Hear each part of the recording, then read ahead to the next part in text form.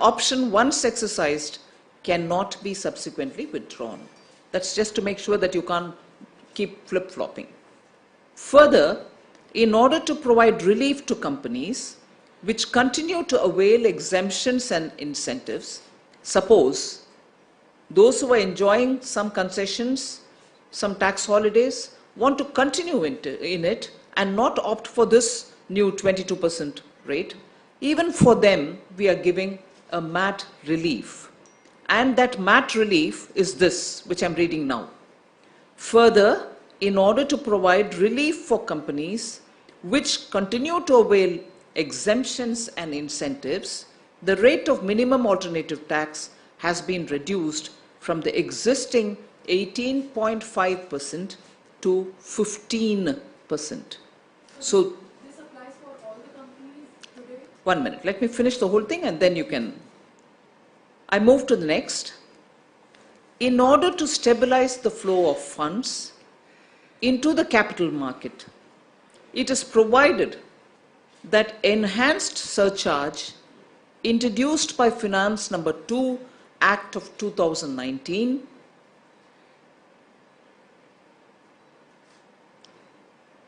I'll read it again. In order to stabilize the flow of funds into the capital market, it is provided that the enhanced surcharge which was introduced by the Finance Number 2 Act of 2019, the budget of July 2019, shall not apply on capital gains. The enhanced surcharge shall not apply on capital gains arising on sale of equity share in a company or a unit of a equity-oriented fund or a unit of a business trust liable for securities transaction tax in the hands of an individual, HUF, AOP, BOI and AJP. I'll read this paragraph all over again.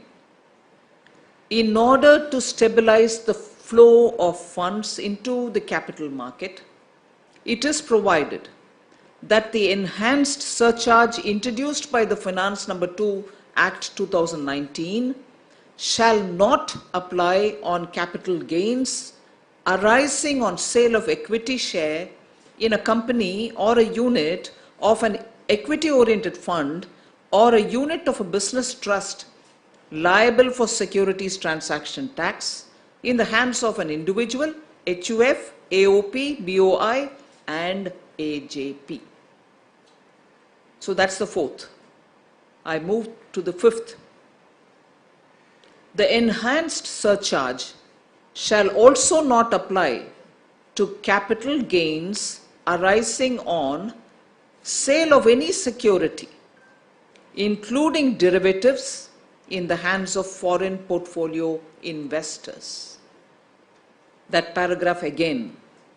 The enhanced surcharge shall not apply to capital gains arising on sale of any security, including derivatives, in the hands of foreign portfolio investors. I move to the next. Repeat that. I repeat the fifth point.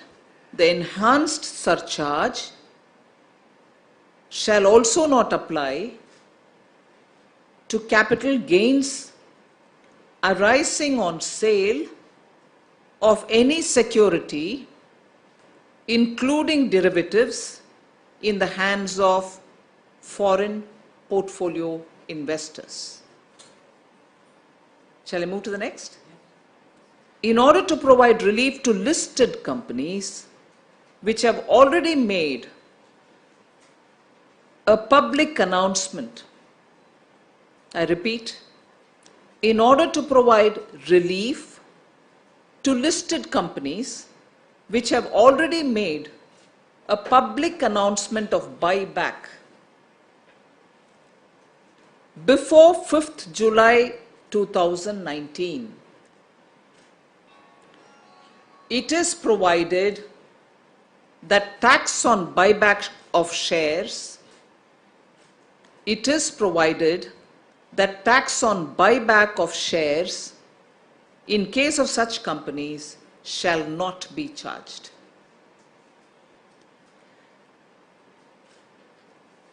Can I move to the next and the last? The government has also decided to expand the scope of CSR 2% spending, the CSR 2% spending. Now, CSR 2% fund can be spent on incubators funded by central or state governments or any agency or public sector undertakings of central and state governments, and making contributions to public funded universities, IITs, national laboratories and autonomous bodies, all which are established under the auspices of ICAR, and ICMR, CSIR, DAE, DRDO, DST, Ministry of Electronics and Information Technology, all of which is included, engaged in conducting science, research in science, technology, engineering, medicine aimed at promoting SDGs. So that is something which comes out of the CSR, the Companies Act, but others were all related to income tax. So the ordinance will not include this CSR bit, but I've just put that in here also so that it all comes in one place. The last and the most important line which you will be interested in knowing is the total revenue foregone. Right? The total revenue foregone. You want to know it or shall I skip it? The total revenue foregone for the reduction in corporate tax rate and other reliefs is estimated 1,45,000 crores per year.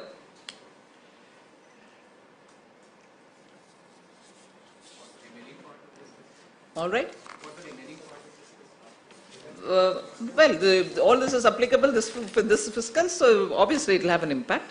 So that is my announcement prior to going into the GST. Ma'am, how would you plan to meet your revenue targets given such a high revenue foregone? Already we are seeing falling collections in both direct and indirect taxes.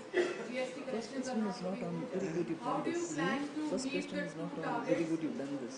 Already you revised your targets from the interim budget in the budget you announced. Timsy, thank you. Wait a minute. Thank you, Timsy. We want to have more investments and make in India, which itself means a lot more investment, lot more employment generation, lot more economic activity, as a result of which economy will give us more revenue. So this is not just a debate in terms of, oh my God, you've got this problem, your revenue collection, and therefore would you not want, don't do it or do it, is not the option. In order to strengthen Make in India, obviously. Ma'am, the markets are definitely cheering the move today. Immediately, we've seen the markets positively reacting to the developments today. I want to ask you the fact that you've said that there's going to be a positive impact on the economy as well. But what about the fiscal targets that the government has set out of 3.3% for this year as well? And also with this move, we've come almost in line with the other Asian peers as well.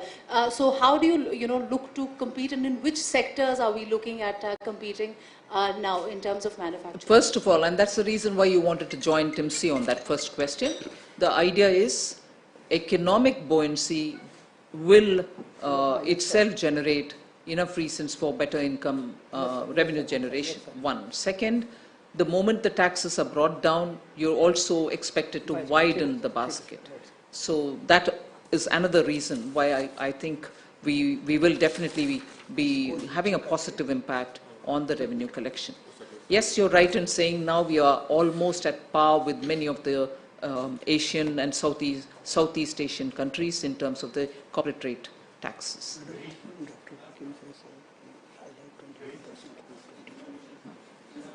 So as a result, when you're looking at the comparative rates, today we are probably one of the lowest and at par with the lowest in Southeast Asian countries. So I would like to again sort of remind the rate at which we are now going to tax is 22%.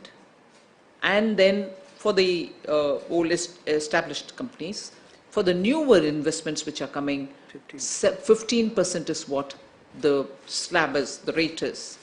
And therefore, when you calculate and other things, added surcharge and all that, you have different decimal points also getting added. But it is 22 and 15. 22 for existing and 15 for those who are coming in who will manufacture before 23. So that itself, 22 and 15 are the two numbers which I would like to drive home. 22 and 15 are going to now draw more new investments because of the 15 and make people who want to expand on the existing businesses, 22 should stand out. And that would be comparable with the lowest rates in this region and in Southeast Asia. Good morning, ma'am. This is Girish from Mint. My question is, what are the conditions for availing the 22% corporate tax? Well, do you want to explain? Yes. Actually, only condition is that they should not be claiming any other exemptions. For example, today what kind of exemptions and deductions we give? For example, an unit is located in SEZ, or somebody is getting an accelerated depreciation. Somebody is spending in the R&D and some other fund. So in such cases, the companies who are such placed that after availing the such tax exemptions and deductions, if their tax rate comes less than 22%, then that company would not opt for this. However, those companies which are not claiming any deductions, so today they are also paying 30% tax rate. So now they will be taxed at only 22%, and so far as the new manufacturing companies are concerned, there the basic tax rate is 15%. Yeah, that is why I said if you don't use any of the exemptions given, you're eligible for 22, right? I would just like to add here that those companies who are using exemptions, and as announced by Madam just now, that let us say their exemption period is over. Sometimes exemptions are given, certain deductions are given for certain number of years. So once that period is over, then that same company can switch to this new tax regime and pay at 22%. So the moment the expiry happens, you can opt to come into this and benefit from 22%. Ma'am, I'm asking you a local question. Basically, Goa economy is also slowed down because of iron ore mining has come to a halt.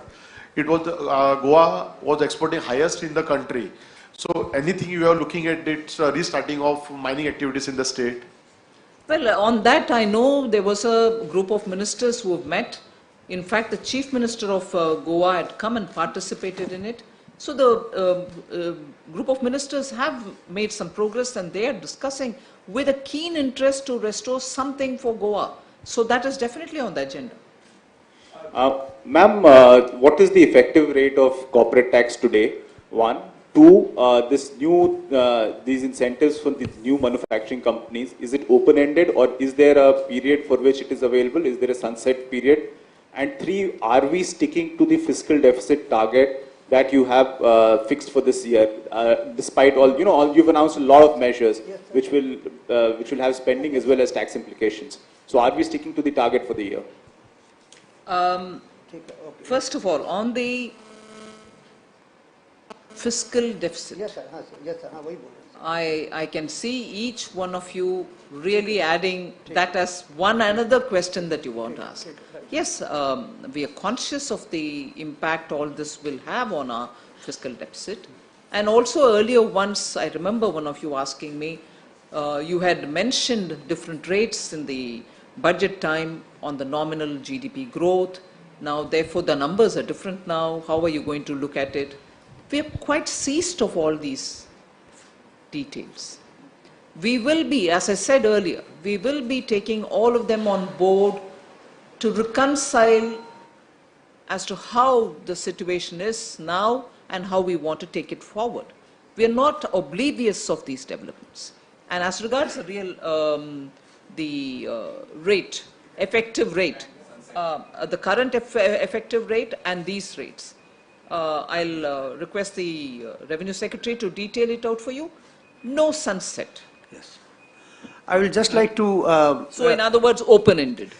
mention here that in India we had a current corporate tax rate was 30%. Now that rate has been brought down to 22%. Similarly, for new manufacturing companies, the tax rate was 25%. Now that has been brought down to 15%.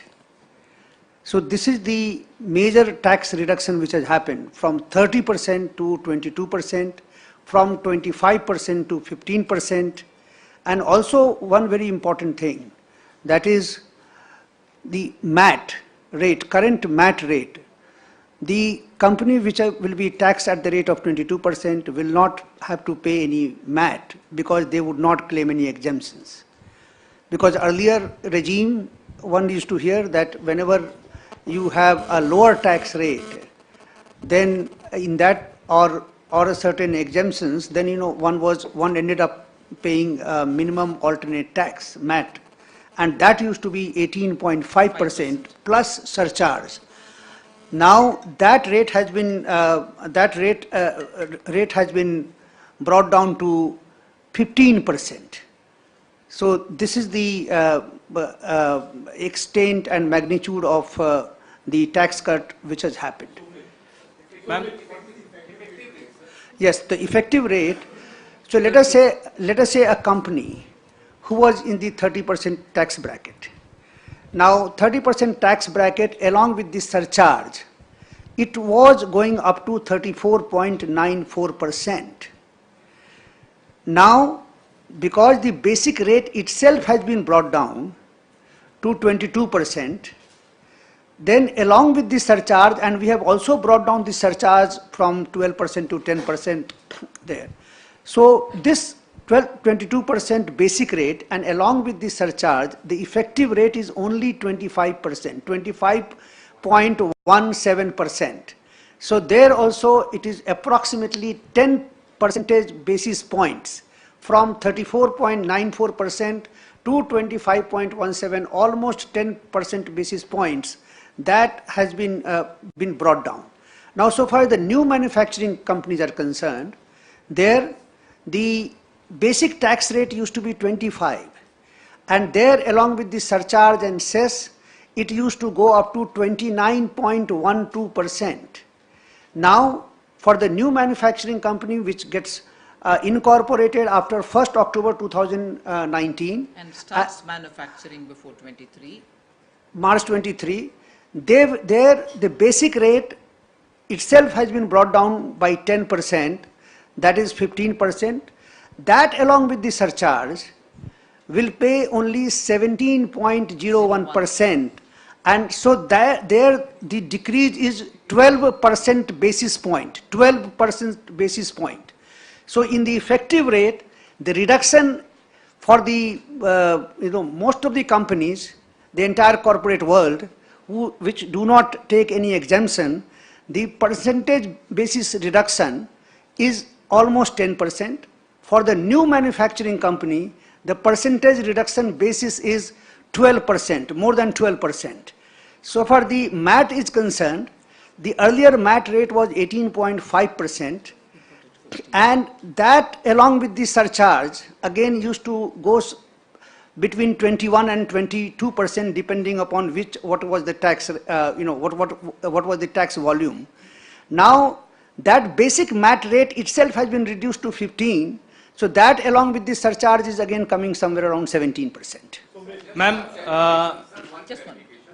When we talk about the exemption also, then what will be the effective rate? So you said the cess and surcharge, you add to 34%, 30 to 34%. The exemptions vary, right? 27. So if we take the exemption, then what will be the effective rate? See, it is not possible to come out with a uniform figure. Why? Because different companies take different exemptions. A company engaged in a particular type of business, they get some different exemptions. A company located in a particular geographical area will get a different exemption. A company engaged in a certain activity, they get different exemptions. So all those exemptions category company, if they can continue to avail those exemptions and pay tax at the old rate, and when their exemptions sunset, they can come back to this new tax regime, because whichever is beneficial, they will, they can choose this, and accordingly, they can start paying tax. So overall, the main point is that this tax reduction, the basic tax rate has been reduced from 30% to 22%, 25% for the new manufacturing company to 15%, and if you consider the surcharge, then and the cess, there the percentage basis reduction is, in case of a new manufacturing company, it is more than 12%, and so far as the other companies are concerned, there the percentage basis is from 34.94% to 25%. Ma'am, Sumit from Financial Express. Are these rate cuts in line with direct tax code report that was submitted earlier? And if yes, then that report also recommended drastic cuts for personal income tax. So what was the consideration behind tax rate cuts for corporate and nothing for PIT? Well, all right. The details of the recommendations will come out sometime. You'll get to know. At the moment, we've come up with this. And essentially, as I said, to give a boost for Make in India and for newer and fresher, both domestic and foreign investments. Ma'am, Deepshika, two questions. 1 minute, Deepshika. I think the hand was shown. Thank you. Ma'am, what impact do you see of today's measures and earlier measures announced, apparently to boost like consumer demand and investments on the economic growth in the coming quarters? And secondly, so do you have any plans to review the import tariffs also as demanded by the industry? Well, today I'm announcing this. Review of import tariffs and other things are also commerce, in a process of consultation. So we will also take them on board if there is anything that they suggest. So that's a different story. But today we have come up with this essentially to draw investment both within the country and also attract investments from outside. Ma'am, two questions. 1 minute. I'll go by the PIB's. Ma'am, what is the objective of expanding scope for this CSR and government autonomous bodies and all those things? Because the government itself can fund these things, right? No, 1 minute, 1 minute. Government can fund, and it does. It is doing. And it will also increasingly do more. But today, because there is a need for fairly large investments and large money to be given for R&D, we are opening up CSR window also. It is not that government is drawing CSR money into government. Government recognized institutions is what is the idea there. IIT receives fund from government, but it is not a government institution in that sense. It is funded by government, but it is an autonomous institution for engineering and technology. So if there is a science and technology with an SDG slant, related R&D work which is being done there, CSR money can also go there, is the emphasis. Yeah, I will just add, Rajesh ji, I will just add to this CSR fund. It is not only the question of spending by a government body. Let us say there is a private pharma company and they want to conduct some research in pharmaceuticals. Now that 2% money can be spent, they can assign their research or they can do the research in coordination with, let us say, ICMR or the National Chemical Laboratory or the IITs, and then they can get their own research done along with such institutions and derive benefit out of it. Ma'am, two questions.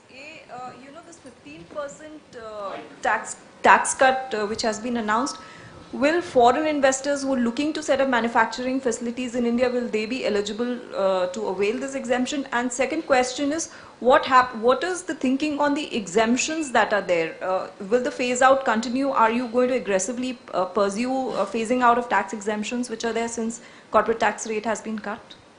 Well, as regards the foreign investors, if they have an establishment here, or if they join in equity for an Indian company, yes, they will be.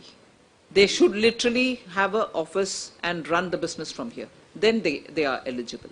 And as regards exemptions, other than what we've talked about, the larger idea is, in any case, to simplify, rationalize, and make the whole process, even the process simpler, other than the rates also. But therefore, the larger principle is exemptions will have to progressively be brought down. I'm just taking that forward. Vikas Dhoot from the Hindu. It's great that you're moving away from giving people exemptions and reducing the overall tax rate effective on them. But on the other side, are you also looking at a roadmap for reducing surcharges and cesses over I've answered that already. Secondly, is there an internal assessment that you've made on the kind of impact these steps could have on the investment rate in the economy?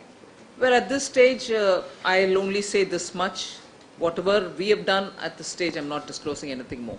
Ma'am, I'm Nikunj Ohri from Bloomberg Quint.